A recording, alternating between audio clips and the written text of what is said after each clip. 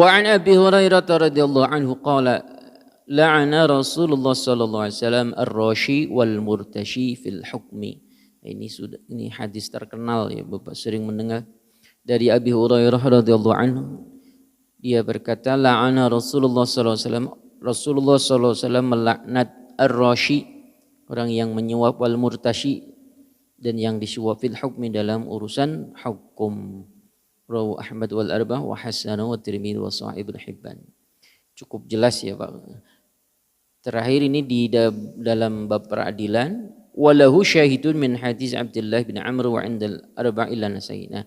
Wa an Abdullah bin Zubair, dari Abdullah bin Zubair, qala, ia berkata, qala Rasulullah sallallahu alaihi wasallam, Rasulullah sallallahu alaihi wasallam menetapkan atau menghukumi annal khosmaini, bahwasanya sesungguhnya orang yang bersengketa, ya, dua orang yang sedang bersengketa, annal khosmaini, ya, khosmaini itu ya yang mengadu, ya, dua orang yang mengadu, ya, yang dalam hal maksudnya itu sedang bersengketa, yaq'udani, wajib duduk berdua itu, baina yadayil hakim, di antara mereka itu wajib duduk di depan hakim.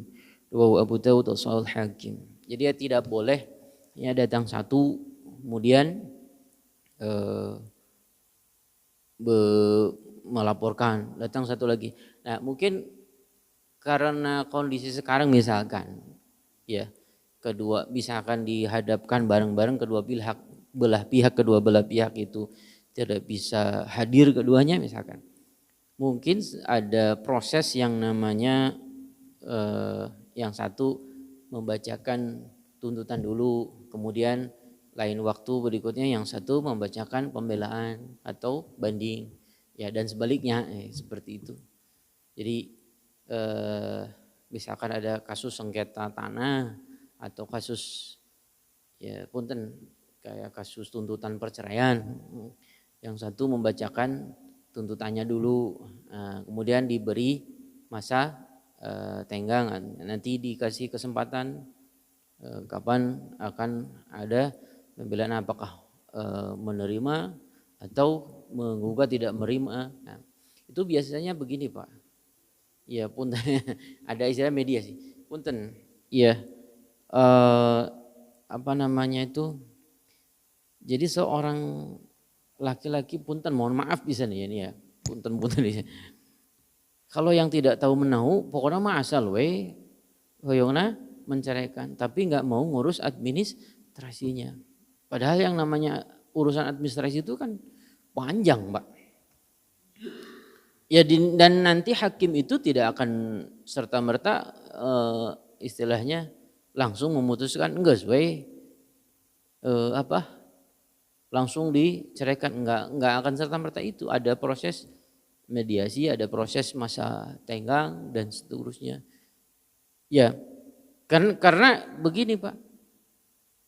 Jadi kalau memang niat benar, seorang laki-laki yang niat benar menceraikan, harusnya dia yang datang ke pengadilan, bayar semua urusan perkara gitu. Ya kan kewajibannya. Ya enggak? Bukan malah menyerahkan ke pihak perempuan. Nah, ini yang punten saya bilang kadang nakalnya, ya jahatnya laki-laki gitu.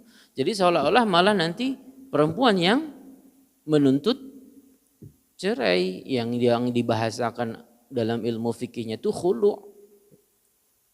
Jadi kalau posisinya perempuan yang menggugat cerai, ya si laki-laki nggak kena biaya perkara tentunya, iya kan?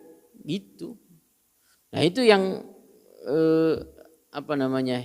itulah yang kadang saya gemes juga kalau ada yang mengadu mendengar itu kumaha, maksudnya gimana gitu. Jadi mestinya kalau memang si laki-laki itu benar sudah nggak minat atau apa, sudah niat menceraikan, apalagi sudah menjatuhkan talak, ya proses yang benar gitu.